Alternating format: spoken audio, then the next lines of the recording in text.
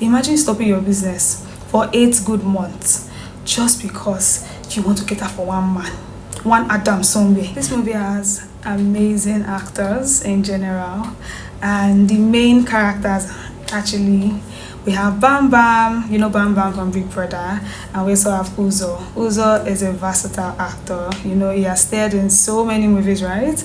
And I'm so glad for the journey that Bambam has actually decided to tow, because she is exceptional in her acting. She interpreted the role very well, and I feel like there's a lot that we're still going to see from Bambam. And Uzor just, embodied the character as usual. He has done different movies, and he has also acted in the movie by Bambam, the series.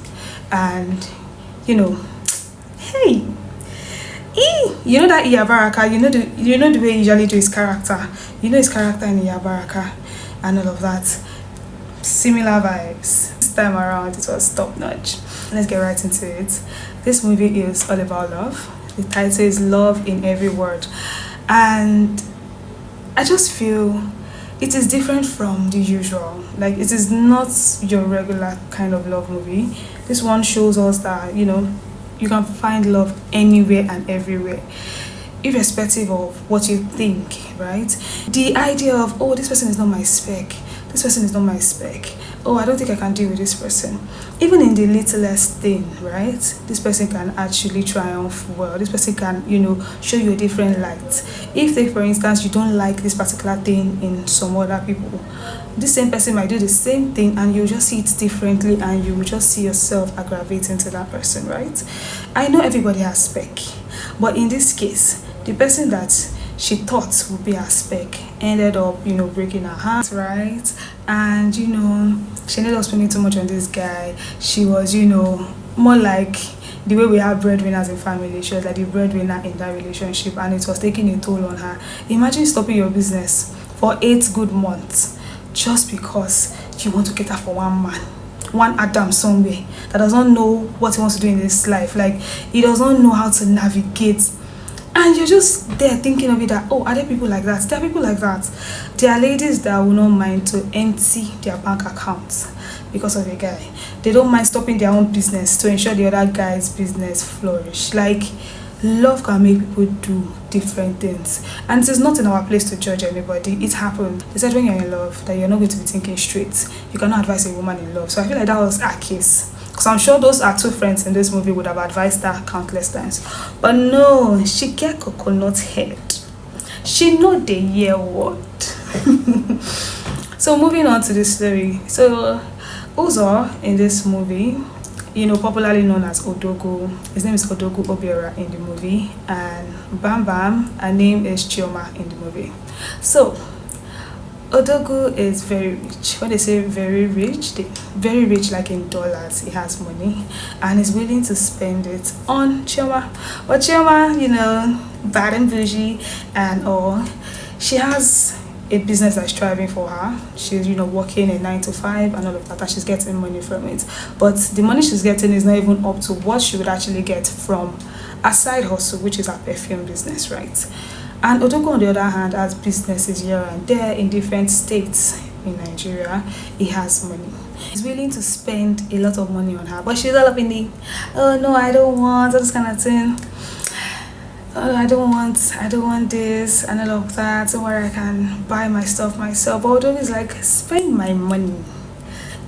Spend my money, William. Spend it. So I feel like, they bonded from the first instance. It was more or less like love at first sight. If you actually watch that part where you see that it is love at first sight, immediately they saw themselves there was this connection already and all. And she just, started complaining, or she said the ick that she has is that his accent is not so good. He has this Igbo accent that they call Igbotic accent, right? And she could not deal with it and all. That's one thing that happens in general. Bringing it to real life, there are some things that we see in the other person that we don't really like. Like, we feel, oh, how will people see it? Oh, if my husband be talking and they'll be hearing this accent and all of that, how will my friends perceive me? And the truth of the matter is, regardless of what anybody thinks, your happiness matters. If the accent is the only issue the person has, then I feel like the person doesn't even have any issue at all. Because if he has this accent and he takes care of you and is an intentional partner, he loves you to the beat, he respects your family, is a homely person, right? Regardless of his accent, you're good to go. It does not, beat you, it does not, give you emotional abuse and all of that. Stick with him. Assuming it was a case of, he usually involve himself in domestic violence and all of that, you say, okay, this is the reason why I cannot move on with this person, this is why I cannot marry this person. But something as minute as accent, girl, nah, you can actually do better. Accent is like the littlest thing you can think of. Because I was thinking of it that, is this something she noticed that is really, really intense, that's making her not to really say yes to him, like being his girlfriend and all of that, why she ghosting him. But when she mentioned that, it was because of your accent, I was just like, what accent? Yeah, how? Like, it was just a lot to take in. But yeah, I feel like that was just like the spice in the movie, right? But I just like the way Odogu handled it. He did not really take it too far, you understand. He was still respectful about his responses and all of that. He still ensured that he took care of her the way he ought to. He did not say, because she said this, I'm going to cut ties with you, I'm going to ghost you as well and all of that. And that is what a mature person would do. They will not just leave you at the slightest, right? They will try to see that things become normal, like there's a level of normalcy, right? But some people immediately just say some certain things. They're just like, if it's because of this you don't want to be with me, I'm off, I'm this, and they'll cut ties with you, which is really weird, which is really wrong, right? But nonetheless, that aside, I'm just glad, with the way the movie went. There was this whole chemistry between the both of them. It was just like, somebody from the city and the other person from the other side, and they're just merging together and all of that. The only issue is he does not have the accent. And again, sometimes when he speaks and he makes some errors in his English, he'll just correct him in love. Like, it was just so cute to watch. It was really nice. And I just like the fact that, he defined their relationship from the beginning. He did not try to, take advantage of her in any way. He wanted everything to flow naturally. And the fact that he said, I will get married to you, I will be your husband, you will be my wife. He said it to her, you will be my wife. He said it the first time they met. He said it in between their dates and all of that. He told her that you would be my wife. And lo and behold, I feel like that evolved into something beautiful.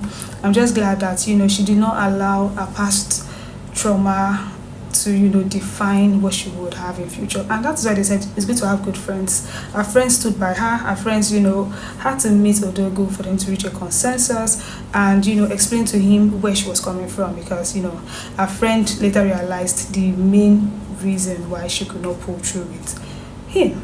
So the movie is on point. You would enjoy every bit of it. You need to watch it. You need to, watch it for yourself. Everything about it is just good.